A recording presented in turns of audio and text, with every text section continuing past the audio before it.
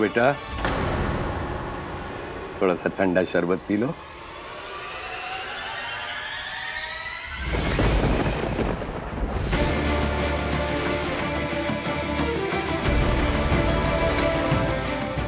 ये क्या हो गया? धतूरा वाला शरबत अभिषेक जी ने क्यों पी लिया? इससे तो इनकी जान चली जाएगी।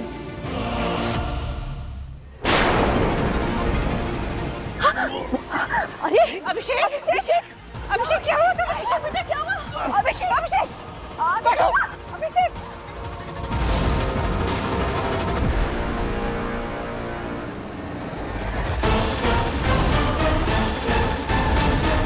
अरे आप लोग खड़े खड़े मुंह क्या देख रहे हो? डॉक्टर को बुलाओ।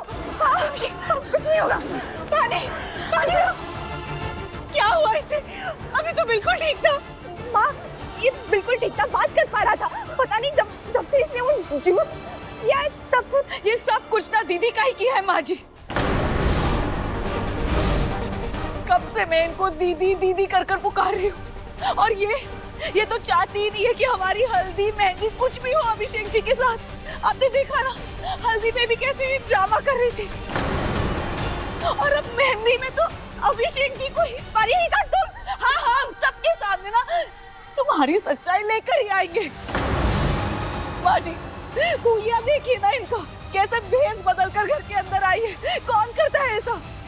मेहंदी वाली बनकर आई है, कफन पहनाने। कहा था ना तुमसे कि दूर रहो इस घर से, इस शादी की रस्मों से। पर तुम और तुम्हारी माँ को चैन ही नहीं, सुनते ही नहीं हो। अब मिल गई ना खुशी। बस कीजिए अनुराधा जी, ये सब बाद में देख लेंगे, पहले डॉक्टर बुलाइए। हम चुप है, इसका मतलब आप कुछ भी बोले जा रही हो। क्या किया है मेरी बेटी ने? बताओ क्या किया है? सच कहूं तो अभी भी आपको आपके बेटे के इलाज की नहीं पड़ी है, बस मेरी बेटी को दोष देना है। अभिषेक का शरीर नीला पड़ रहा है, शायद जहर। कुछ नहीं होने दूंगी मैं अभिषेक को।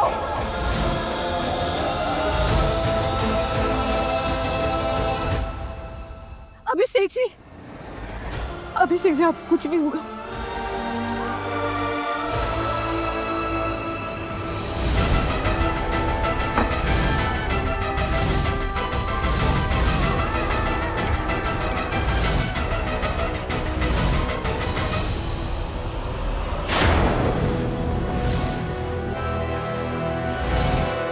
खबरदार अगर अभिषेक के आसपास भी भटकी तो दूर रहो अभिषेक की। कैसे चुड़ैल हो तुम? हाँ चोर और तुम्हारे बाबा मिलकर जो खेल खेल रहे हैं ना, साबित करके रहूंगी मैं सबके सामने, समझे? दूर रहो, जाओ। बदतमीज लड़के! चुप रहिए। बहुत से सबूत है आपके करतूतों के। उम्र का लिहाज कर रही हूँ। अभिषेक आओ।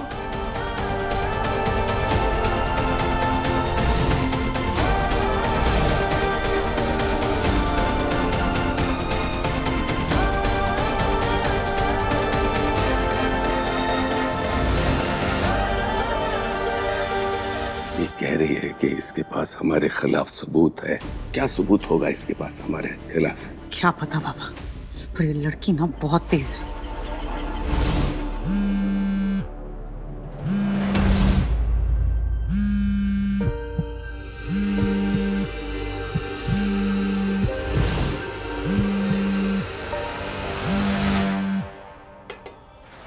बेटा ठीक लग रहा है अभिषेक?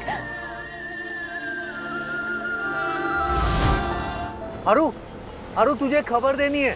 मैं पुलिस स्टेशन जा रहा हूँ। जल्दी से तुझे सारी बातें बताता हूँ। तेरी मेहनत रंग ला रही है। अब बहुत जल्दी ही वो घनश्याम और परिणीता तेरी जिंदगी से चले जाएंगे, तू देखना।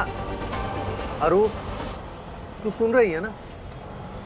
हेलो हेलो अरु, हेलो।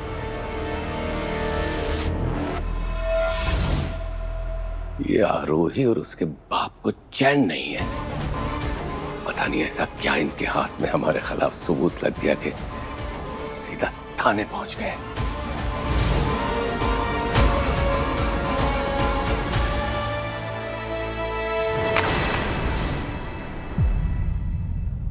हर जगह नजर पहले ही रखे हुए थे। अभी पक्का पता करवा रही हूँ। दीदी जी, एक सुराग मिला है, दीवान सर जिंदा हो सकते हैं। तुम गांव वालों ने बताया कि एक घायल आदमी को नदी के छोर पर देखा गया था और मछुआरों का मानना था कि वो आदमी टेकरी से गिरा था और पानी में बहता हुआ वहां तक पहुंच गया। सुनी सुनाई बातें नहीं दीवानी, खुद जाओ, जाकर खबर निकालो, ढूंढो उस आदमी को। तिवारी, काम में ढील नहीं बढ़नी चाहिए। जी दीदी, ऐसा ही होगा। चलो जल्दी। तुम्हें पक्का पता है यही वो जगह है? हाँ बता। यहाँ से कहाँ? इस तरफ। उधर जाके देखने को कह रहा है। चलिए। ये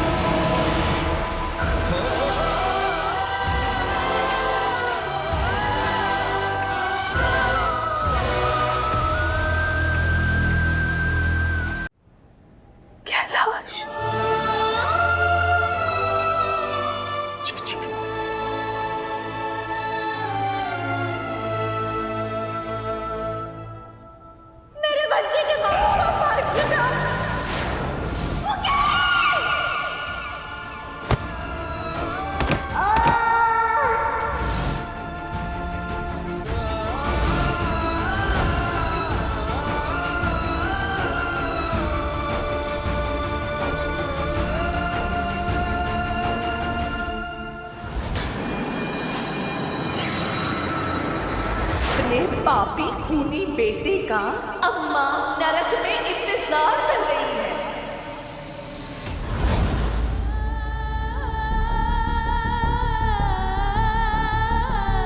हमें माफ कर दो कैलाश।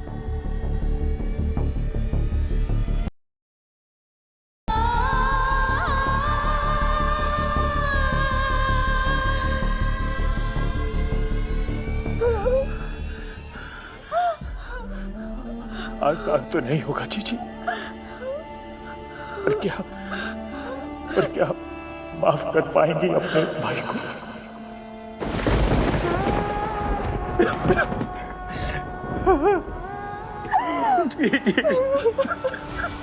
ठीक।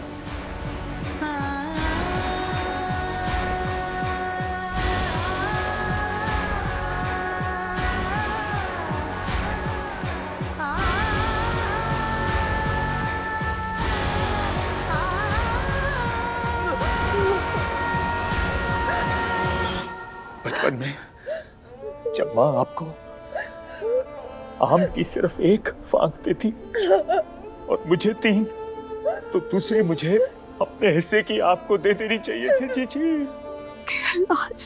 अम्मा का वो भेदभाव हमारे दिमाग में इस कदर घर कर गया था कि तब हम ये सब कुछ समझ ही नहीं पाए। अम्मा की हर बात हमें सही लगती थी जीजी। और फिर आपके बच्चे के साथ हमने जो हमारे साथ जो हुआ ना जीजी, हम उसी के लायक थे। आज पता नहीं किस घमंड में जी रहे थे हम। आपका दुख कभी देख ही नहीं पाया, ना कभी समझ पाए, ना कभी एहसास कर पाए।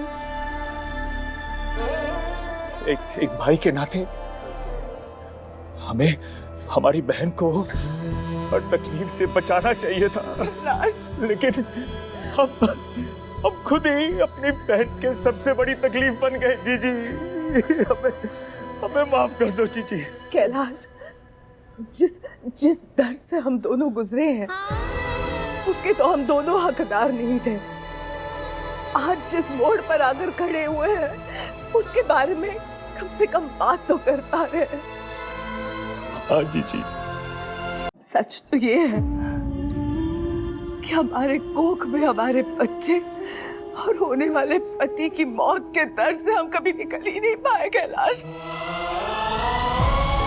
जिंदगी भर हमने उसे एक नासुर की तरह जिंदा रखा खुद में, और उसका इतना जहर बन गया हमें तो पता ही नहीं चला। कैलाश,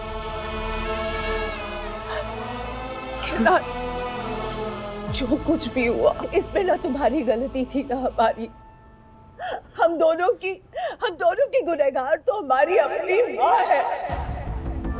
जीजी, कड़वाहट के खेल में उन्होंने मर्दवाद की सोच हम दोनों की जिंदगी में ऐसी बोई कि हम दोनों जिंदगी भर उसमें उलझते रह गए।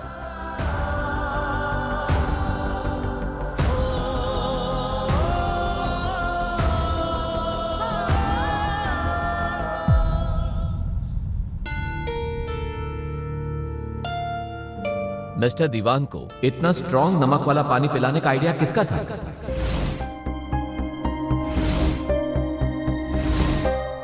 इस लड़की का।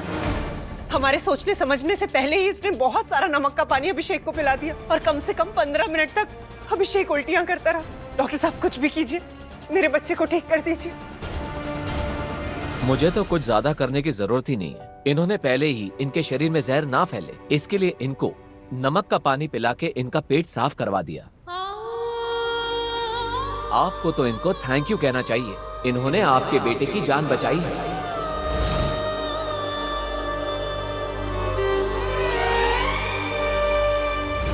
देखिए, मैंने जहर को काटने वाला एंटीडोज लिख दिया है। हो सकता है इनके शरीर में कुछ जहर के अंश रह गए हों। वैसे जान का कोई खतरा नहीं है।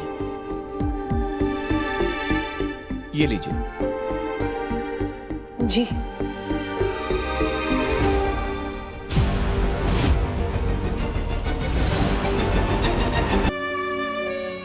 हम कैलाश, आम की एक भाग की कटुता इतना बड़ा जहर बन गई, हमें यकीन नहीं हो रहा।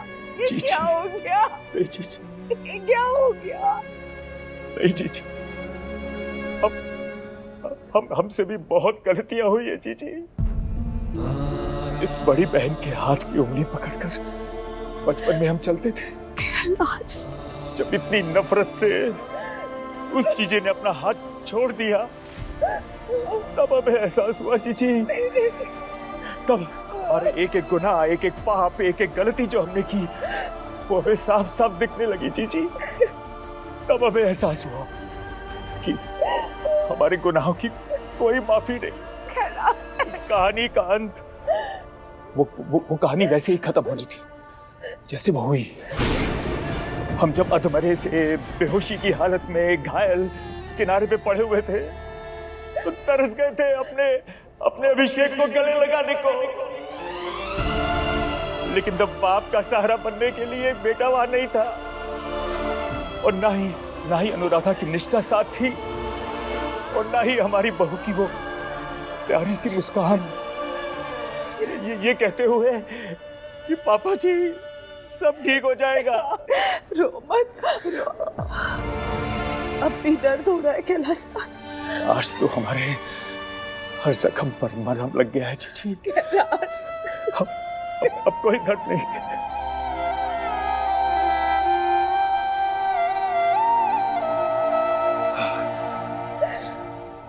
तिवारी, राजाराम भाई साहब के साथ मिलकर जीजी को यहाँ से निकालने की तैयारी करो।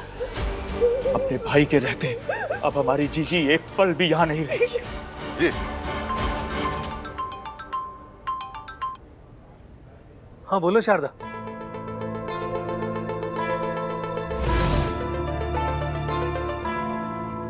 अभिषेक को जहर दिया गया। क्या? ये काम घनश्याम और उसकी बेटी परिणीता के अलावा और कोई नहीं कर सकता। कैलाशनाथ, इससे पहले कि ये लोग कुछ ऐसा नुकसान करें जो संभाला नहीं जा सकता, तुम जाओ और निपट लो इनसे। हाँ जीजी। खतरा घर वालों से है माँ जी, जो जबरदस्ती घर के अंदर घुसकर हमारे ब्याह की रस्मों को खराब कर रही है। मेहंदी वाली बनकर आई और जहर देने, और फिर नमक वाला पानी पिलाकर बड़ी देवी बनने चली थी। वरना डॉक्टर है क्या वो, जो उसे सब कुछ पता होगा? पता होगा क्योंकि मैं पढ़ी लिखी हूँ, तुम्हारी तरह नहीं परिणीता।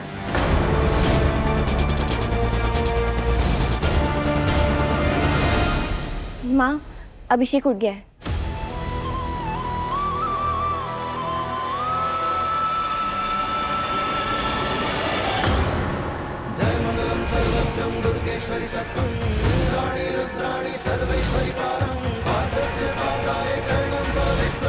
कोई पढ़ा लिखा नहीं है, इस बात से मुझे कोई फर्क नहीं पड़ता, पर तुम जैसी शातिर और कपटी इंसान अभिषेक के लायक नहीं हो। तुम शायद जरूरत से कुछ ज्यादा ही पढ़ी लिखी हो आरोही।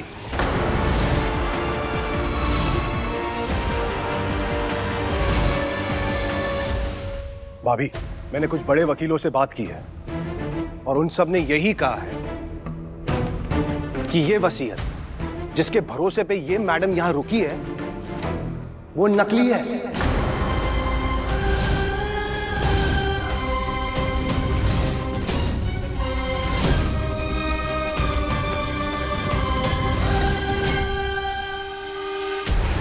अब बताओ, कौन है शातिर और कौन है कपटी?